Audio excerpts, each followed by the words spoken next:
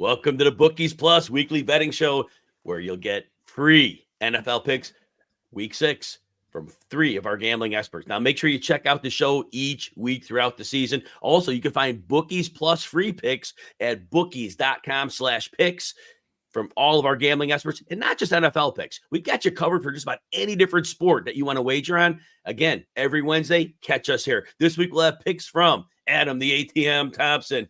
Been one of the nation's premier handicappers for a long time, but over 60% on NFL over the last 3 years. Nick the Whalen, been in the industry for over a decade, focuses on NBA and NFL. You could catch him on RotoWire, guest analyst VSiN, DraftKings, and I'm Jim Coventry. And remember, again, if you want to find our picks, you go to bookies.com/picks. Time to get going with the week 6 picks. Adam Thompson, what's the first one you got for us?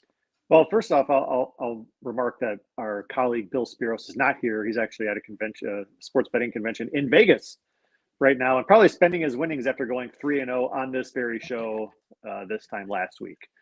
So, yeah, make sure to come back every week and check out bookies.com/picks. All right, let's get into it. Packers -5. Keeping Kyler Murray in the pocket is obviously the key for any team that plays Arizona. We saw it last week. He had a 50-yard touchdown run, and he can scramble and make plays longer. But, I think Green Bay is just going to outscore these guys. I think they can do a good enough on defense, and their offense, they're great at running the ball. They're running to set up the pass. Arizona doesn't stop the run anyway, so the Packers might just have their way. And as Jordan Love continues to kind of, improve coming back from his injury, I think he's going to find opportunities too. I think this Packers offense is going to be very difficult to contain for Arizona.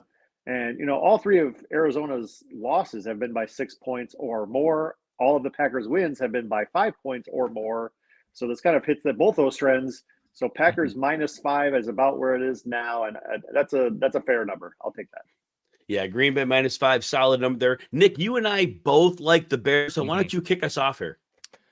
Well, I do want to ask something to Adam about the Packers pick. And I lean Green Bay in this game as well. But I did see a trend earlier today that Kyler Murray is 11-3-2 ATS when he's on the road as a dog of at least 4 points, which was surprising to me because, like you said, Adam, it feels like when the Cardinals lose, they tend to lose big. But, throughout Kyler's career, he's been decent in these spots. And, I was taking a look at the weather forecast for Green Bay on Sunday, low 50s and rain throughout the game, Adam. Does that help either side? Well, it doesn't help Arizona. I wouldn't think. A team that isn't used to any of that, and the Packers like to keep it on the ground anyway. So that could actually help them. And it's actually here in sunny Green Bay, it's been 70s the last few weeks. So actually, Green Bay's not really used to it right now either. But I would say it still fits their game plan a lot better than Arizona's. Yeah. All right. Yeah, just wanted to get your thoughts as a man on the ground in the city of Green Bay. But no complaints here. I'm in Wisconsin as well. I mean, this has been fantastic for golf purposes deep into the fall. My first pick, though, the Tampa Bay Buccaneers, Jim. Nick, we're both going to do the Bears. So can you do that one first? So we're both. Oh, yeah, we can talk Bears first. Yeah, so we'll pile on together. Okay. Yeah, let's talk Bears, man. Bears are in London. They are 1.5-point favorites right now at the FanDuel Sportsbook. And make sure you shop around because there's some 2s out there. There's some 2.5s out there as well.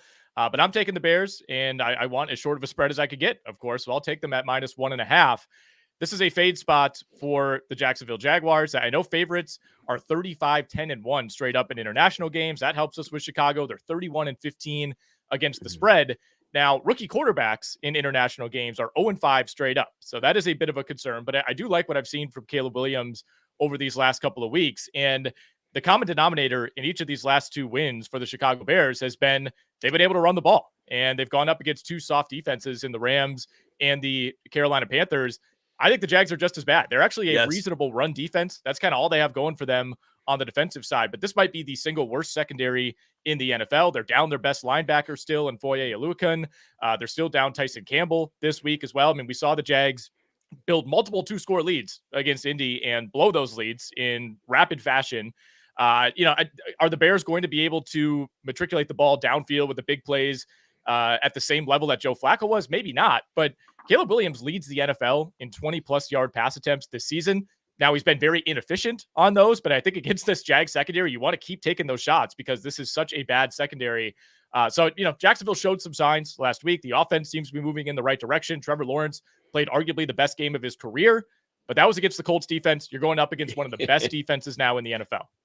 Yeah, the Bears' pass defense is insane, and Brian Thomas has been really good. He's going to see quite a bit of Jalen Johnson. I don't know if it's shadow coverage, but he'll definitely see him at least half the time, if not more. That ends up being a bad matchup. Jalen Johnson is playing lights-out football. And that said, Tank Bigsby was a nice spark in the run game. And you could get the Bears on the ground. You can get them there. It's the pass defense and the pass rush that are a problem. I don't think that the running game gets enough done behind that bad line to be able to do much. But you mentioned Caleb Williams. He is really beginning to grow by leaps and bounds each week. His spatial awareness in the pocket. He's holding in the pocket as long as he can, understanding where all the wash is at, and then he bails out at just the right time. He is growing by leaps and bounds, as I said, and he's understanding how to look off safeties. He had a great touchdown pass at the end of the first half to DJ Moore. He eyeballed a safety to keep him put, and then he drilled one over the top in a good tight coverage. So this is a quarterback that you want to invest in now. Like you said, the Tyson Campbell is activated to practice. I doubt, like you said, he's going to be ready to play this he's week. Not gonna play. So that's huge to keep him up. Not that he would stop DJ Moore anyway, but again, it's a great booster. The running game in Chicago, what's different? DeAndre Swift has no vision. And in the early weeks of the season, they were running more of the zone concepts where he had to bounce out and read. He can't do that. Well, last 2 weeks, they've done more one design, whole, go there. Swift can do that. And he's been productive 2 weeks in a row. That change made a drastic difference. The Bears can be balanced on offense. International game, don't like that. But like Nick said, we're with the Bears here. All right, let's go back around the horn here. Adam Thompson, let's go with your Patriots pick next. Yeah, we're getting a little crazy here. We're backing New England to compete against the Houston Texans. +7 is the number. Drake May is finally in at quarterback. We'll see what he's got. Jacoby Brissett is out. They're the worst passing team in the NFL. They're literally 32nd out of 32 teams in pass yards. So it can't get any worse with Drake May, right? At least that's the idea. And May actually, he has a cannon for an arm. He might stretch the field a little more than Jacoby Brissett did. He can run. He can scramble. He's a little more elusive. He might bide himself more time than Jacoby Brissett can. So I think this is a good move for New England. I mean, who knows if mentally he's ready for what's coming. But, I think it's a step in the right direction. And +7, you're getting a full touchdown at home for a New England team that really has a decent defense, has competed. If the offense can do anything, they can stay with a Houston team that has won 4 games, all of them by 6 points or less, 0-2 against the spread on the road. Nick, why don't we go to your Tampa Bay pick now? Yeah, let's talk some Buccaneers, guys. And this line was sitting at 2.5 earlier in the week, now sitting at 3.5 with the official news that Derek Carr will not play. It's pretty simple. It's just a fade of an inexperienced quarterback for me, whether it's Jake Haener, whether it's Spencer Rattler. I have a feeling it's going to be Rattler based on some of the commentary from the Saints over the last 24 hours. And, Rattler was a top recruit. He's somebody who's kind of been in the zeitgeist for a while, but ultimately he's a quarterback who's never taken an NFL snap. And I'm surprised that this number, didn't rise a little bit more once we got that Carr news. I think even with a full strength Derek Carr, this would be a toss-up game to me. New Orleans has not really been this fortress at home that you might think it would be. I think the Bucs, on balance, at least over the last 3 or 4 weeks, have shown more upside. The Saints putting up 40 in back-to-back games to start the year. That seems like decades ago. This team has not really looked the same in the 3 games since. So I like the spot for Tampa Bay. I think, we're going to see New Orleans likely struggle to move the ball, even on a Tampa Bay defense that led up 500 plus yards to Kirk Cousins last week. I don't think we're going to see anything like that from Haener or Rattler. And you got to keep in mind, even though Tampa Bay is going on the road, they kind of a weird travel schedule. They had to get out of town early because of Hurricane Milton. It's still a big rest advantage for Tampa Bay. They played on Thursday last week. New Orleans, of course, played Monday night on the road in Kansas City. One more thing I want to add. Todd Bowles always turns up the blitz, especially when he sees young quarterbacks. That's one of the biggest problems that people making their first starts is understanding where this pressure is coming from. The Saints are down their 2 best interior linemen, and a lot of that pressure is going to be sent up the gut on them. And so like Nick saying, bet against these young quarterbacks. But also with this specific defensive-minded coach, he's really going to scramble what's going on in the quarterback's mind. And that quarterback's had the process way too fast. That's not going to end well. Nick, great call on that. I'm going to go to the Eagles, -8.5. It's a big number, but they're playing the Browns. The Browns are toxic. The film has been so out on their offense. All you do is you just send as much pressure as you can, because realistically, Deshaun Watson will not be able to hit. The line is bad.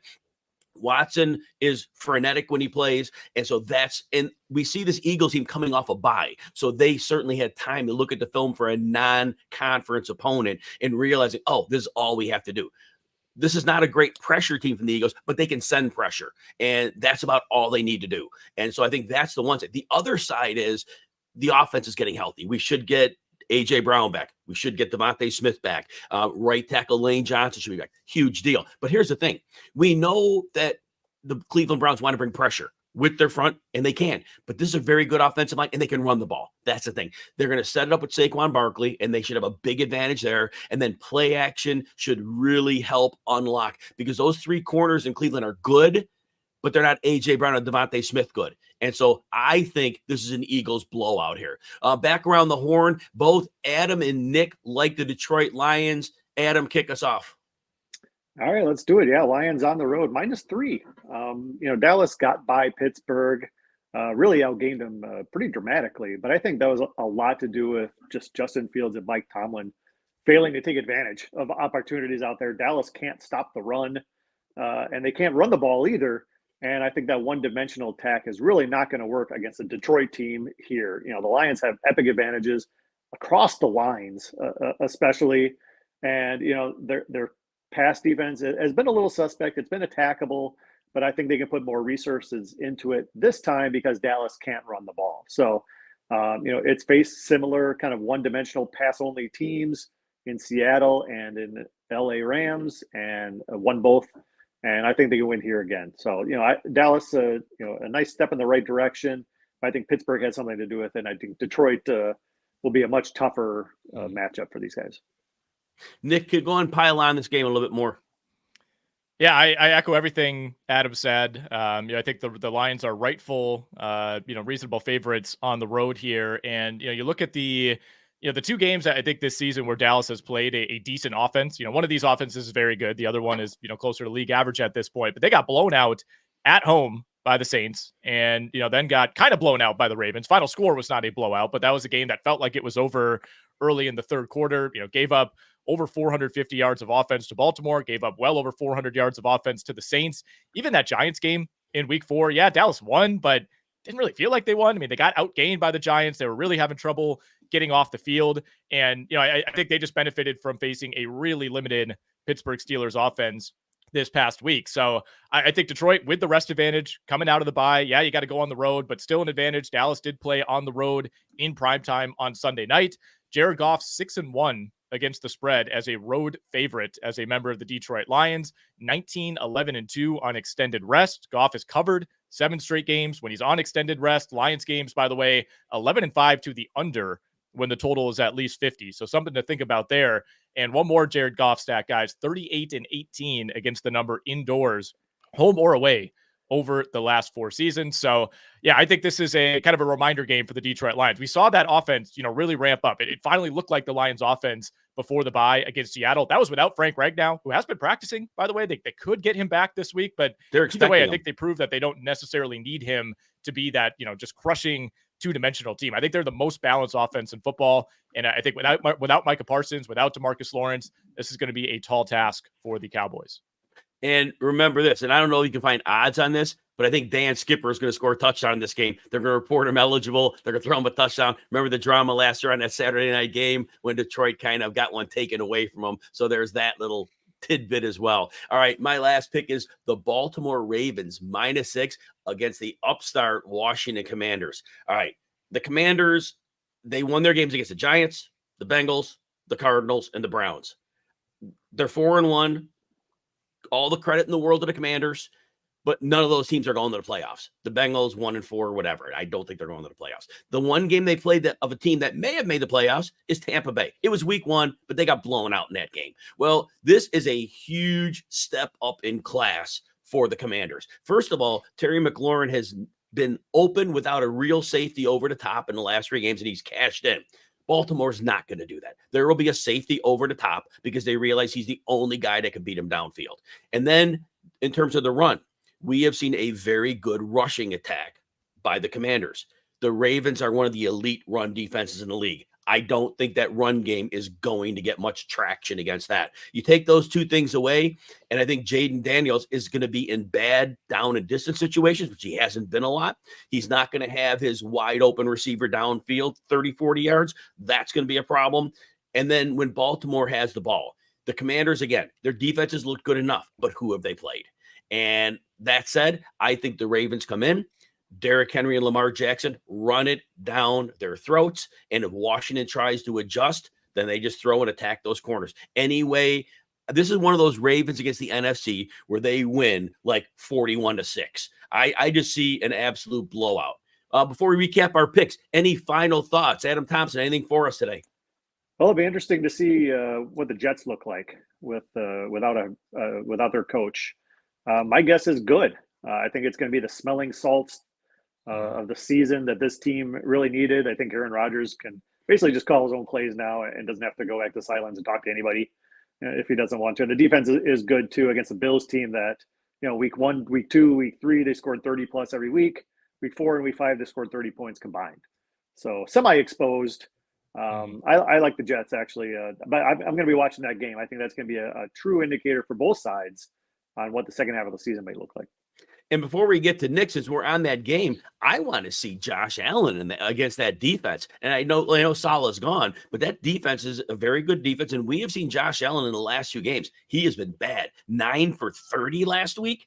That's a problem. And this Jets defense is no joke. And I know they were without Khalil Shakir last week, but seriously, they have nobody who can win downfield consistently. And the film is out. You just load up the middle and the front of the field and you make tighter window throws for Josh Allen. And it does not look good. So I am very anxious to see if Josh Allen could superhero his way out of this one. That'll be interesting to see. Mm-hmm. Nick Whalen, final thoughts. Yeah, Josh Allen, 9 of 30 passing last week. Bills starting to progress a little bit over these last couple of weeks. I do like the Jets in that game as well. I think they do get the post-coach firing bounce. I don't think it was just Aaron Rodgers necessarily who was not on the Robert Saleh side. But I know Adam talked about the Texans-Patriots game. I'm really excited just to see if the Patriots get any sort of boost from Drake May. Can he get this passing game going?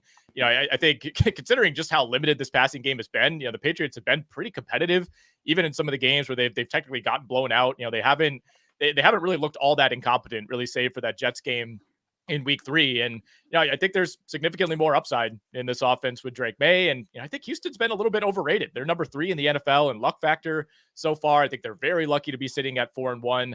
Wouldn't take New England to win this game straight up, but would not be surprised if Drake May, kind of introduces a little bit of juice to this offense, which just cannot generate big plays right now. Let's recap the week's picks.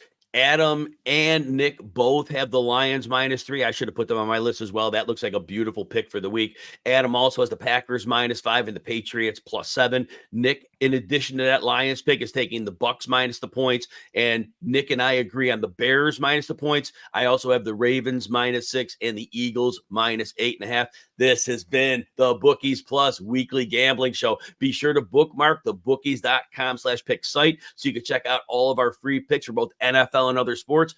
We'll be back every Wednesday, noon Eastern. Get ready to bookmark that, set a little schedule up, join us for that. But we will see you next week. Good luck in all your gambling endeavors.